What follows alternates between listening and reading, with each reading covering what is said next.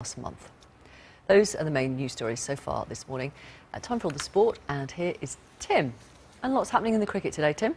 Hi there again, Victoria. Yes, indeed, the cricket this morning, including Test Match Special's take on Jose Mourinho. We'll bring you that in a minute and explain it a bit more. But first, to events in Sharjah, where it's day 2 of the third and final test between England and Pakistan. England are batting as they try to chase down Pakistan's first innings score of 234, and they suffered an early setback. Moeen Ali out after scoring just 14 runs. But Alistair Cook and Ian Bell look to have settled in nicely. This 6 from Bell, the highlight of the morning session. After lunch, though, that partnership was broken. Cook out just 1 run short of his 50. And since then, it's got even worse for England. Joe Root, so often the hero, out shortly afterwards for just 4. England are currently 113 for 3.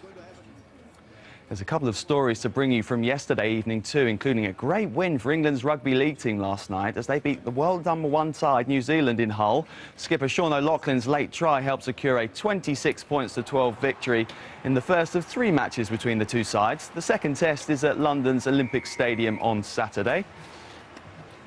And in Formula 1, Nico Rosberg won the Mexico Grand Prix, beating his Mercedes teammate and the newly crowned world champion Lewis Hamilton into second place. It was Rosberg's 4th win of the season and lifts him up to 2nd in the championship. He was 3rd before that race. To football, and Aston Villa are expected to announce Remy Gard as their new manager today, having sacked Tim Sherwood last week. Gard played for Arsenal in the 1990s and was part of Arsene Wenger's squad that won the League and Cup double in 1998. More recently, he's been manager of French club Lyon, and he's also worked as a pundit for French TV. Villa, who are bottom of the table, play Spurs in the Premier League this evening. And if the newspapers are to be believed, Chelsea may soon be looking for a new manager too, with his team currently struggling. Jose Mourinho refused to speak to the press after last week's defeat to West Ham. He did turn up this week following another loss to Liverpool this time, but he answered virtually every question with, "I've nothing to say." And it's catching if the Test Match Special team are anything to go by.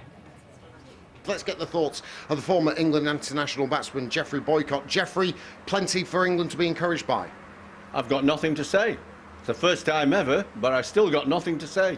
England now having to level the series, there must be more attacking in their batting. I've got nothing to say.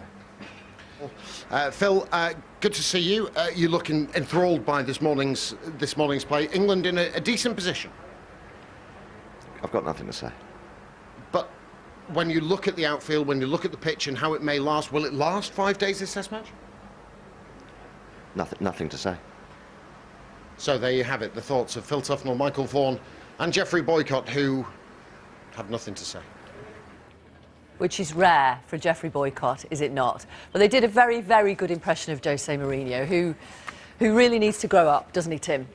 Well, he's not a very happy boy at the moment, Victoria. He's never been put under this kind of pressure in his whole career. You think he was at Porto, Inter Milan, Real Madrid, winning things, you know, even when they weren't playing well, they were towards the top end of the table. Chelsea have lost so many games this season, as defending champions as well. So it's come as a bit of a shock. He's blaming the referees and everyone else, and he's just a bit frosty. I think that was the way the BBC Sport website described the interview. A frosty interview with Jose Mourinho. Decided to walk out halfway through as well, which is why you saw Michael Vaughan take a walk as well. But yeah, he's not very happy at all. And he's in all the newspapers as well, on all the back pages, potential replacements for him and so on. So it really is big news at the moment. But we're still unsure whether he's going to be staying or going from Chelsea.